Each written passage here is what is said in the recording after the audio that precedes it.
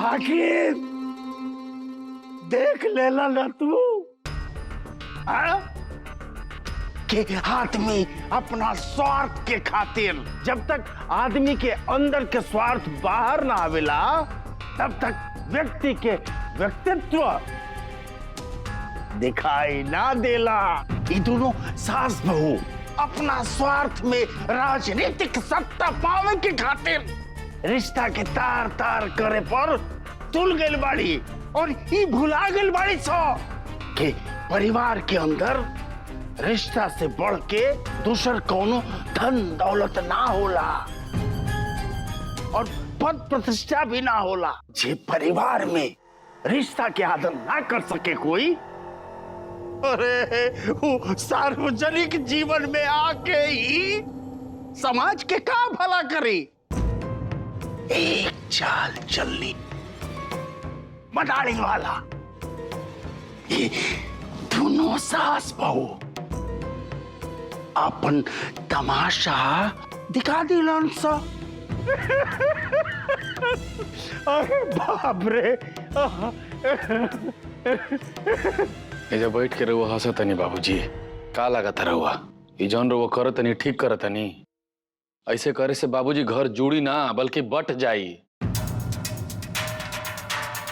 तारा बुरा लग रहा बानू जे तू हमरा के समझा रहल बाड़े। ये बात ओहन दोनी के काहे नहीं के जाके समझावत रे तू? अरे देखला है ना, हई सत्ता खातिर ड्रामेबाजी, हई घर के दबल कुचल मेहरारू सब जैसे ही सत्ता के अधिकार मिलल, ये सब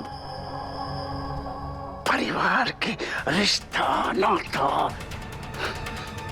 सब भूल गई। सब परिवार तास नास करके छोड़ दिया।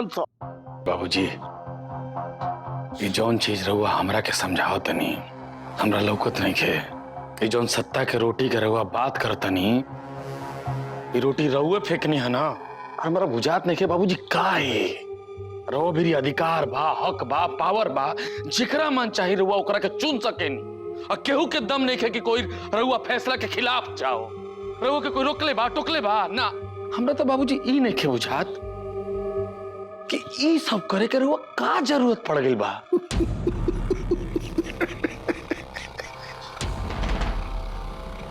का जरूरत रहला तारा समय पहला पर पता चली। हम तार बाप पानी बाप और तू हमार बाप नहीं छो। ये बात याद रखो। याद बा हमरा।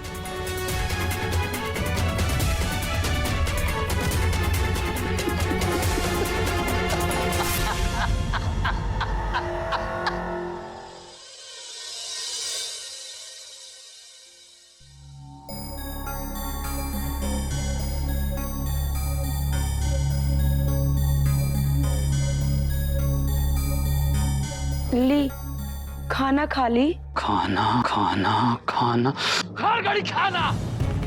एक सास पतो आपस में लड़ता रही जा, एक दूसरा के नीचे दिखावे खातिर कुछ करे खातिर तैयार बाड़ी जा, और खाना खाली खाना खाली खाना खाली। और हमारे बाबूजी सास बहू के लड़ाई के टुकुर टुकुर देख के मजा लेता हम ना खाए खाना।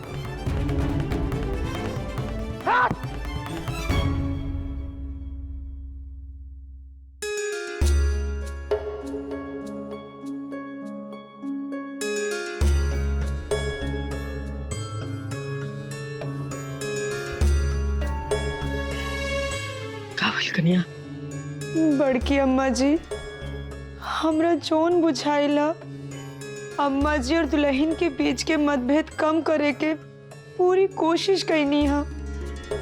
अब हम का करी? जेकरा से दोनों के बीच के मतभेद कम हो जाए। प्रधानी खातिर परिवार में ही मन मुटाव हो जाओ, ये कैसन राजनीति बा। अगर हम होती तो अम्मा जी के खातिर पीछे हट जाती, लेकिन अब छोटकी दुल्हन के समझाई।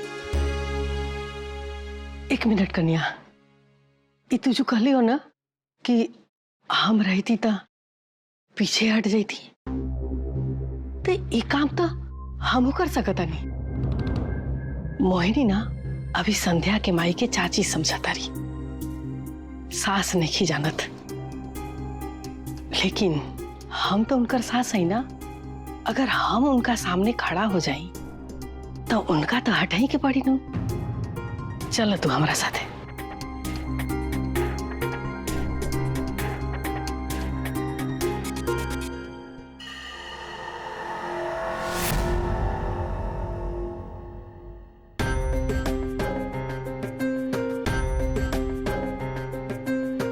ये बड़की भौजी कन्या के हाथ पकड़ के कहाँ लेके जातड़ी, और कन्या भी ना गजबे के ढीठ बाड़ी। इतना डांट सुनले के बाद भी छोटकी दुल्हन के कमरा के तरफ जात बाड़ी। रहुआ वकील बानी नु, तो रहुआ बस हमरा के ई बता दे कि ऐसा कौन कौन काम बा जोन कैला से सब लोग मान जाई कि मोहिनी सबसे योग्य उम्मीदवार बाड़ी प्रधान बने खातिर, और दूसर क्यों ना हो सकेला। अब पढ़ाई लिखाई आज के समय में नू राजनीति करे खातिर केवल पढ़ाई लिखाई की जरूरत न पड़ेला, बल्कि राजनीति करे के खातिर साम, दाम, दंड, भेद, ई कुल के जरूरत पड़ेला। समझ गई? लेकिन तारा ये सब कुछ करे की जरूरत ना पड़ी मोहिनी, काहे कि अब हम चाहतानी प्रधानी, और जब हम सामने आ गए नी तो तारा तो सामने से हटाई की पड़ी ना।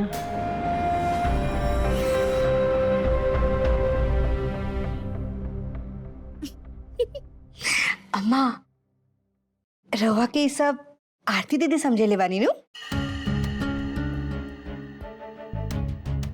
तू तो जानते बाड़ू कि कन्या ऐसा बात नहीं की सोच सकत, ये तो हम ही सोचनी है। अम्मा, एक बात बताई, अगर रहुआ ई सोचली हाँ कि राउर प्रधान खातिर आपन नाम लिखाई तो मोहिनी आपन नाम हटा ली, तो अम्मा रहुआ एकदम गलत बानी।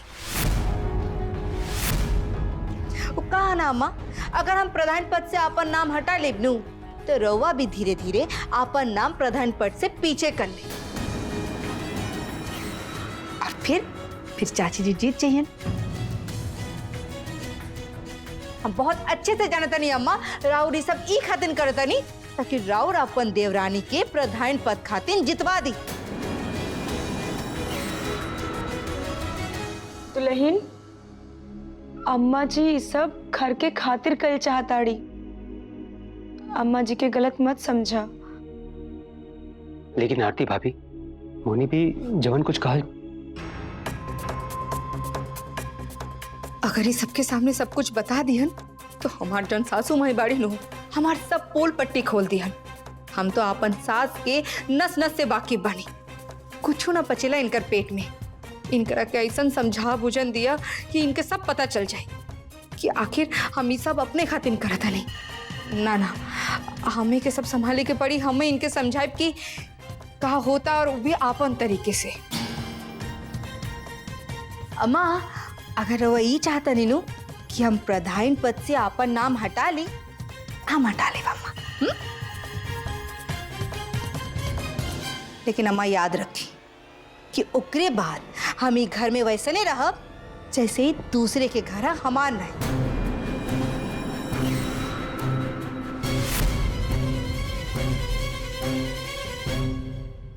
माई, ते हमसे गुस्सा में, चाहे जिद में और चाहे प्यार से कैसे हो कह देते तो हम तो खुदे अपन नाम हटा लेती, लेकिन जे तरह से जगत हमार नाम हटौने है ना, हमके बहुत दुख भइल। ये बात हम जीवन भर ना भुला पाई। अब रह दे, जन भइल तन भइल। और ऐसे भी तो चिड़चिड़ावला से का उम्मीदवारी वापस आ जाई। अब हमरा के मदद करे के तैयारी कर बस। ते एकदम ठीक कह तड़े माई, हम तोहरे संग बानी। अब ते देखिए के तरह से हम मोहिनी भाभी के उम्मीदवारी से बाहर निकालत तानी। ये छोटकी भौजी, अरे बेटी तो कैसहू भी अपने माई के संग ही रही, लेकिन बड़की कन्या किन्ने बाड़ी पता चलल हो? हमने की तरफ बाड़ी कि छोटकी दुल्हन के तरफ बाड़ी? अब इन्हें खान हम अपने आंखें से देख के आवत तनी बड़की भौजी के संगे जगत का कमरा की तरफ जात रही हो। पता नहीं अब का पुआ पकावत अड़ी मिल के चुपके। हाँ तो अभी है न बाकी रह गई बा।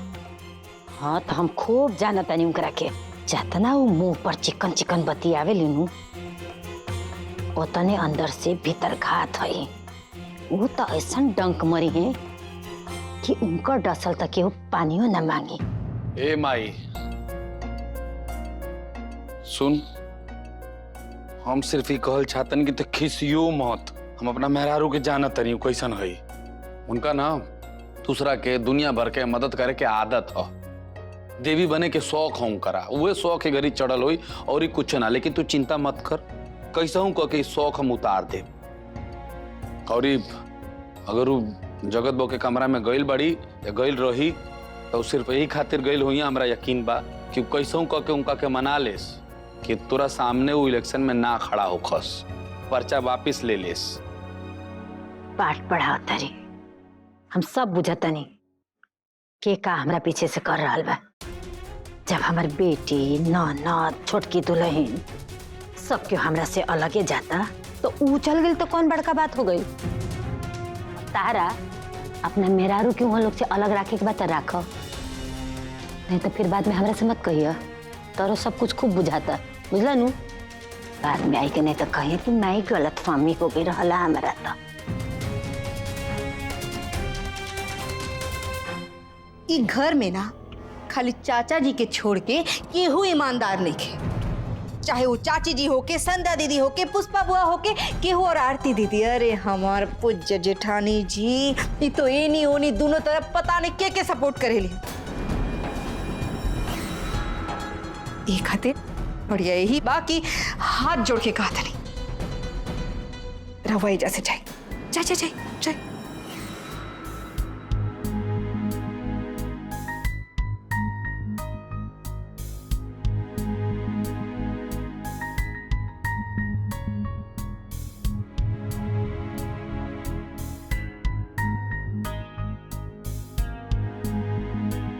ऐसा बात नहीं है मोहिनी जैसा तू सोचा दारू ये घर में।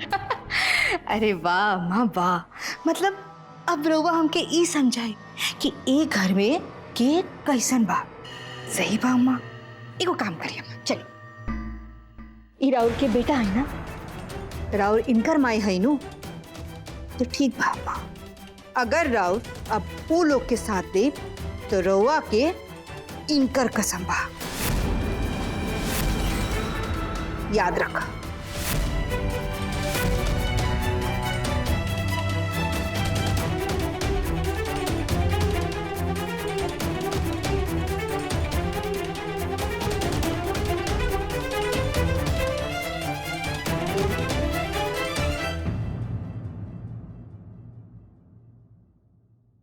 का हो गिल, काहे रो तड़ू?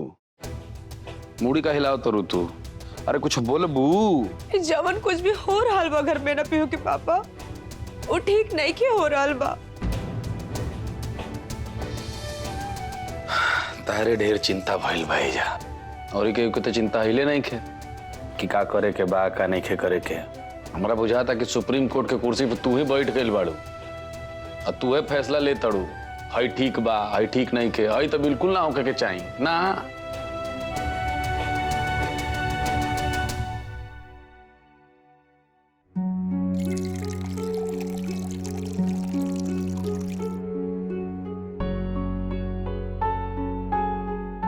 हेलो हेलो हेलो, पानी पिए लो, चिंता मत करो लो।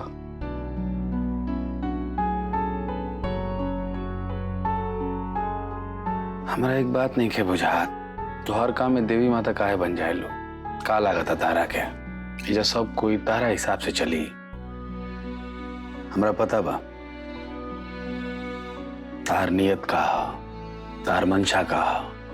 तू चाहत रहो कि घर में एका रहो, सब कोई प्रेम से रहो, झगड़ा ना करे, ये चाहता रो ना। लेकिन सब कोई ना चाहेला जौन तू चाहता रो। यही खातिर सबका के मनावे जाता रू ना तू, और सब कोई उल्टा तारे के सुना देता। खाना के टेबल पे जौन हरकत हम कही नहीं हो, आगे से ना होगी।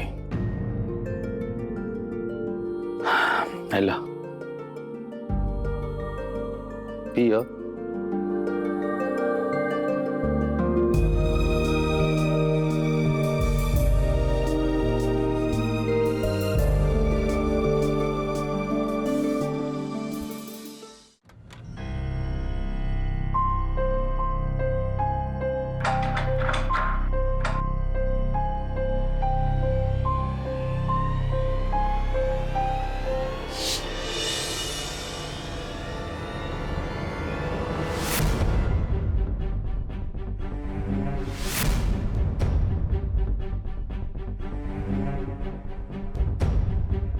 तू इतना संभल संभल का है बाड़ू,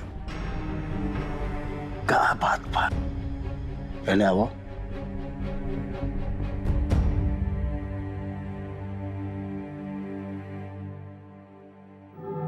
भाई हाथ में का ले बाड़ू?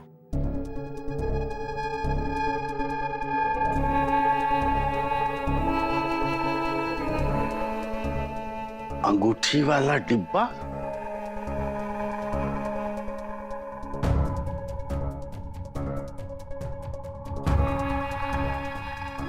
इता उहे अंगूठी है ना जे तार बाबूजी के महाराजा रामदेव सिंह जी देले रहलो ना।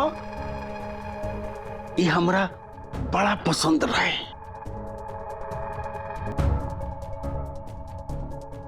लेकिन तू बोलले रहू कि ये अंगूठी अपना भाई के बेटा के दे देले रहलू। ई बोल के कि ई तहार माँ के का अमानत बा। फिर ई आज यहाँ काहे लेके आइलू हा?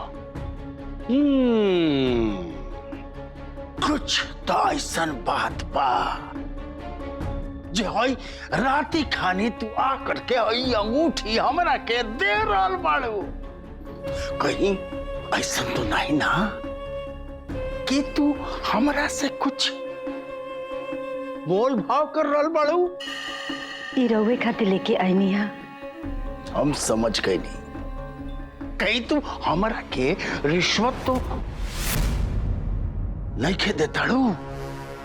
ई सोच के हाकिम तिवारी के ई पसंदीदा चीज दे दे तो ई चुनाव में तहार उम्मीदवारी पक्का कर दी है।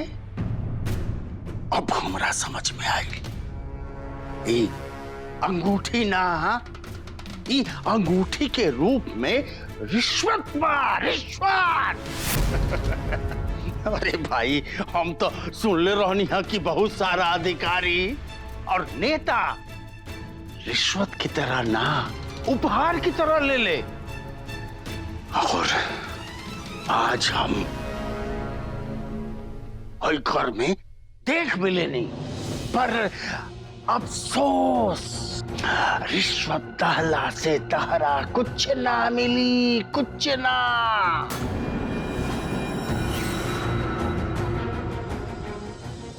ये पसंदीदा चीज लेके तार साथ दी और छोटकी दुल्हन के हटा दी। ये बेईमानी हाकिम तिवारी कबो ना करी है, कबो ना। रवा बस हमरा के बता दी कि प्रधानी खाती हम का करी। त कंठ फूट गईल, हाँ निकले लागल हो तार कंठ से आवाज। मतलब एक तीर से तू ही गो निशाना करल चाहताड़ू तू। देख, हम तारा से सुनल चाहता नहीं कि तू ये चाहत रहलू ना हमरा से, हैं? माँ श्रीमती तारा तिवारी, पति हाकिम तिवारी, इतना साल संगे रहला के बाद भी तू हमरा से यह सिखलू रिश्वत और धोखा। बस तू देखा कि हाकिम तिवारी तेरा साथ का करी है। आज वो तमाशा देखबू, वो तमाशा देखबू जवान आज से पहले ये घर में कबो देखे के ना मिलल।